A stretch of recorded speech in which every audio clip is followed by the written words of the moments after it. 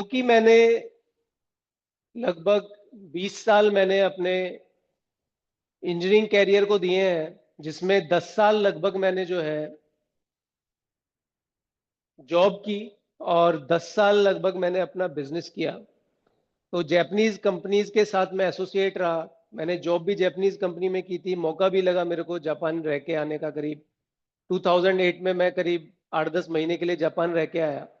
तो वहां पर मैंने ये चीज ऑब्जर्व की, और ये हम जापानीज लोग इसको फॉलो करते हैं बड़ा स्ट्रिक्टली, और सभी कंपनीज में लागू करके रखते हैं, सिखाते हैं बहुत अच्छे से, और बहुत काम की टेक्निक है। तो मेरे को लगा कि क्यों ना इस टेक्निक को वास्तु के साथ जोड़ा जाए, ये वास्तु के साथ बहुत अच्छे से मेल खाती है। तो ये कुछ बेसिक प्रिंसिपल्स हैं जिसको हम 5S टेक्निक बोलते हैं। ये जो 5S टेक्निक है, यदि हम इसका प्रयोग अपनी रोजमर्रा की लाइफ में करें तो हमारा आधा वास्तु तो वैसे ही हो जाता है, आधी समस्याएं हमारी वैसे ही सॉल्व हो जाती हैं समय रहते। तो ये जो टेक्निक है 5S टेक्निक, हालांकि इसमें जैपनीज वर्ड का यूज किया गया है, लेकिन हमें जरूरी है कि हम इस चीज का ध्यान दें कि इसके क्या रूल्स हैं, क्या प्रिंसिपल्स हैं, उनको हम ध्यान दें तो उनको हम लागू कर पाएंगे। नाम तो जैपनीज है। जैसे सबसे पहला एस है हमारा, फर्स्ट एस जिसको बोलते हैं, ये है हमारा सीरी। सीरी का मतलब होता है हमारा सॉर्टिंग आउट। लिख भी देता हूं मैं यहीं पे।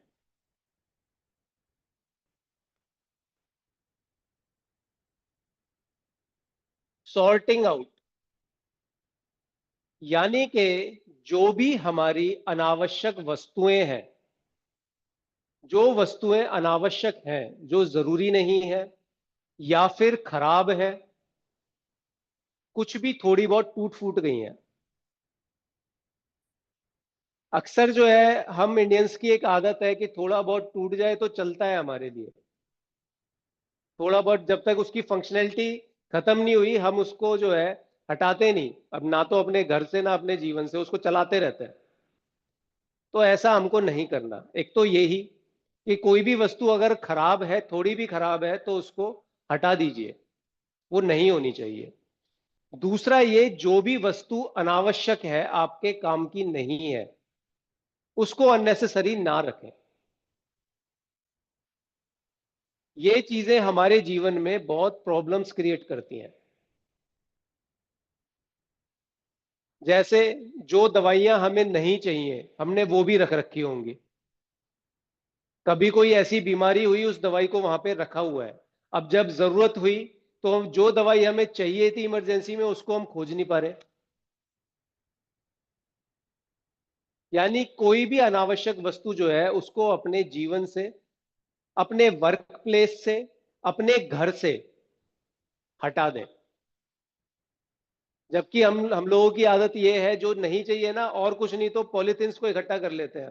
कोई सामान आया बाजार से, साड़ी कुछ गारमेंट्स लेके आए, अच्छा सा बैग मिल गया, उसको संभाल के रख लिया उस पॉली बैग को, जबकि उसकी जरूरत नहीं पड़ेगी आपको अगले 10 साल तक भी। हाँ, इसमें ये देख सकते हैं कि हाँ भाई, आपको अगले 6 महीने तक जिस चीज की आवश्यकता नहीं पड़ रही तो उसको बेच दो, स्क्रैप कर दो, मत रखो उसको घर में।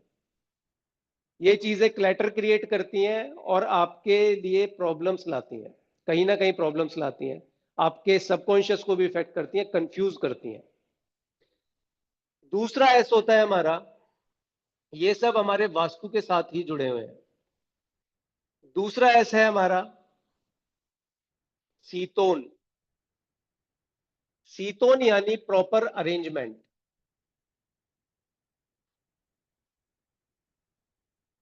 प्रॉपर अरेंजमेंट की बात जब हम यहां पर कर रहे हैं, तो यहां पर मैं एक लाइन बोलता हूं, हर चीज के लिए एक उचित स्थान और हर चीज अपने स्थान पर होनी चाहिए। यानी कि आपका यदि ऑफिस बैग है, तो चाहे बच्चों के स्कूल का बैग है, चाहे आपका ऑफिस बैग है, या घर का कोई भी सामान है, आपके वर्क प्लेस पे रखी हुई वस्तुएं हैं, उनके लिए एक उचित निर्धारित स्थान होना जरूरी है। अगर ऑफिस बैग को जहां पर रखने की जगह है तो आप उसको वहीं पर रखेंगे। पहले तो क्या चाहिए, हमें जगह निर्धारित करनी है। ऐसे नहीं कि आज मन किया कि मैं इस अलमीरा में रख देता हूं, फिर मन किया कि मैं यहां पर रख देता हूं।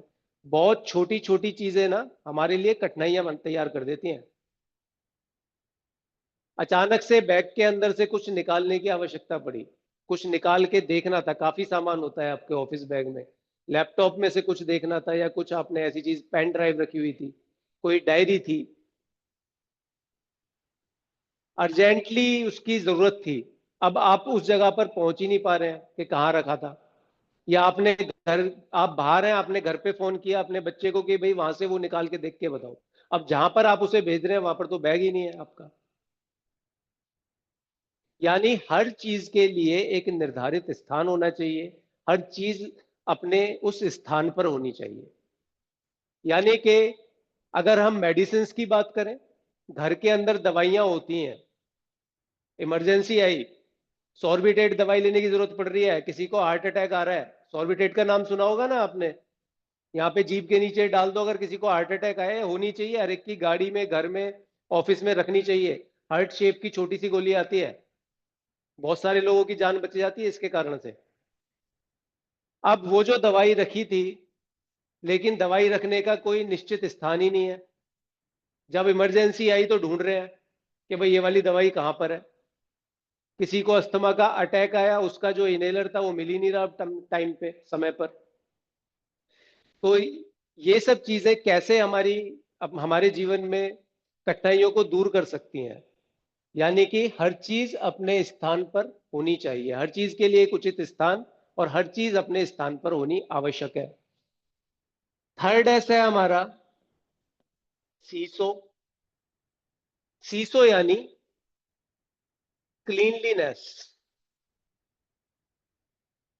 हम अपने ग्रंथों में, शास्त्रों में पढ़ते आ रहे हैं, पवित्रता पवित्रता की बात कर रहे हैं, शुद्धता पवित्रता। ठीक है, मंदिरों में जाते हैं, मंदिर के अंदर सारे में प्रसाद फैला हुआ है, जमीन पर फैला हुआ है, लेकिन जूते चप्पल बाहर उतार के जा रहे हैं, अंदर की हालत बाहर से भी ज्यादा गंभीर है। सफाई, क्लीनलीनेस। जिन लोगों ने ये नियम बनाए, जिन ऋषियों ने, संतों ने ये नियम बनाए होंगे, अगर वो आज के समय में होते ना तो वो ये कहते कि ठीक है, आप जो है शूज पहन के अंदर चले जाओ। हमें यहां पर जरूरी है कि एक्चुअल में क्लीनलीनेस को मेंटेन करें, शुद्धता को। यहां पर जब मैं 5S की बात करता हूं तो हर वस्तु को जो है हम छयों दिशाओं से साफ करें। छयों दिशाओं की जब हम बात कर रहे हैं तो हर वस्तु की 6 दिशाएं होती हैं। यानी कि अगर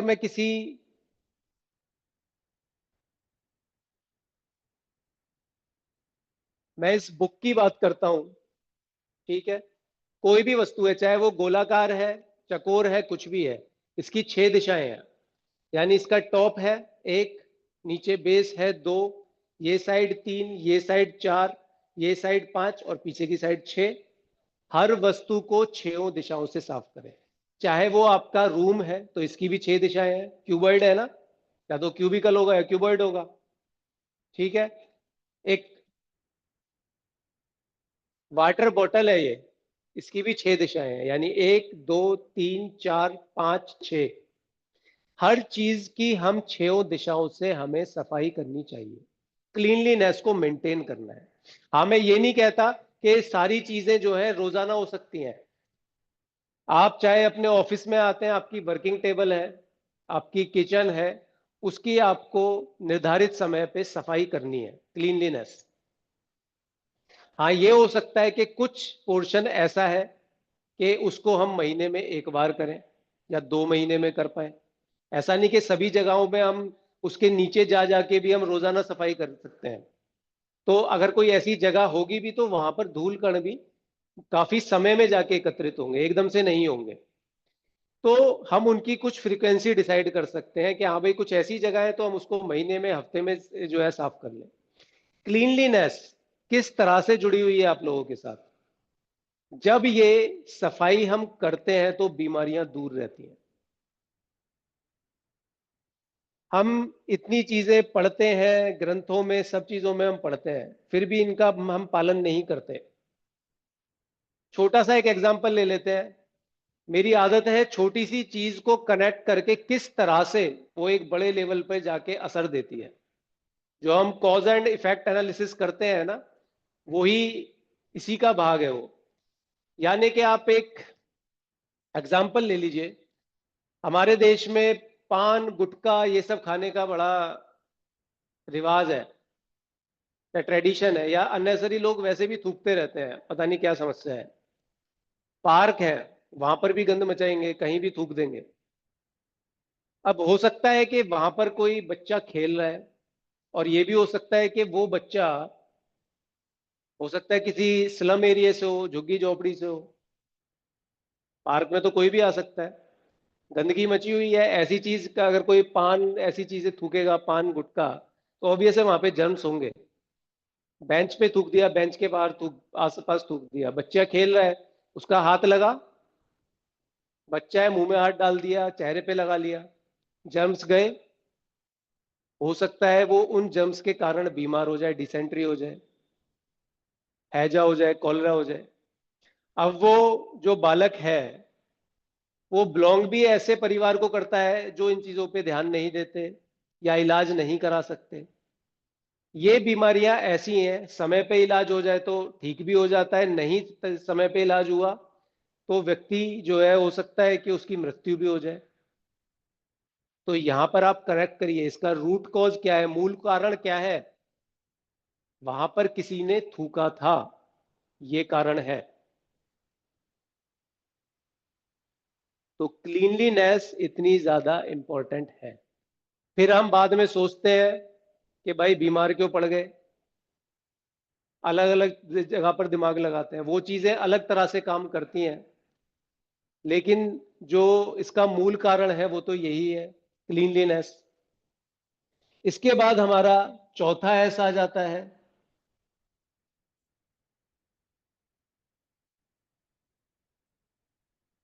सिकेत्सु।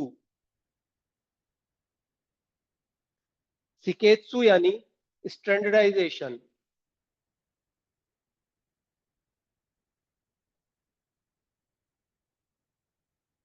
यानी मानकीकरण करना किसी चीज का। हमने पहले तो हम भारतीयों के लिए ना ये तीन ऐसी इंपॉर्टेंट है, हम ये लागू कर लें तो हमारी आधी समस्या तो वैसी चली जाएंगी हमारे जीवन से। उसके बाद हमारा फोर्थ एस आता है, यानी ये जो हमने तीन एस पढ़े हैं, इनको स्टैंडर्डाइज कर दिया जाए, इनका मानकीकरण कर दिया जाए, जिससे कि किसी भी मामले में चूक ना हो। स्टैंडर्डाइजेशन किसको कहते हैं, एग्जांपल दे लेता हूं। आपने कमर्शियल प्लेसेस पर या आप लोग भी कहीं जॉब में जाते होंगे तो आपने देखा होगा कि चेक शीट्स होती हैं। कहीं पे फायर का फायर अलार्म वगैरह कुछ भी लगा हुआ है तो वहां पे चेक शीट है कि हाँ भाई ये चीजें हमने इसमें अपडेट कर रखी हैं, चेक कर ली हैं। टॉयलेट्स में लगी होती हैं कि ये काम यहाँ पर हो गए हैं। तो ये जो है ये स्टैंडर्डाइजेशन होता है। हम लेकिन अपने यहाँ पर कैसे कर सकते हैं इन चीजों को। अब सपोज गर्मियां आ गई, अब एसी चल रहे हैं, ठीक है।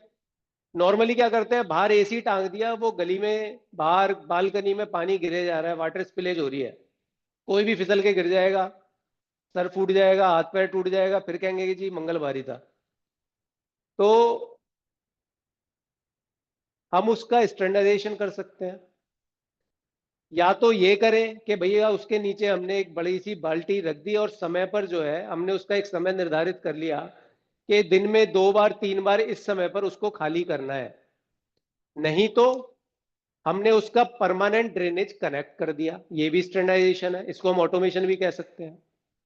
तो इस तरह से हम कुछ चीजों को जो है स्टैंडर्डाइज कर लें कि ये नियम है हमारे लिए, ये कार्य हमें करने ही करने हैं।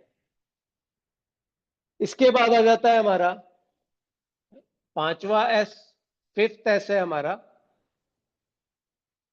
शित्सुके।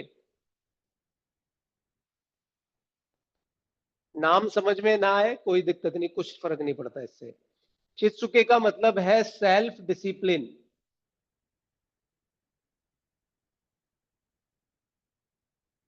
सेल्फ डिसिप्लिन यानी हर चीज को अब हम आत्मसात कर लें, अपनी आदत बना लें। इन 3 चीजों की प्रैक्टिस करी, हमने इनको स्टैंडर्डाइज कर लिया, अब हमने इसकी आदत बना ली। इन चारों चीजों की आदत बना ली कि ये काम हमें करना है, इनको हमने आत्मसात कर लिया, ये हमारी हैबिट का पार्ट हो गई। ये बहुत जरूरी है।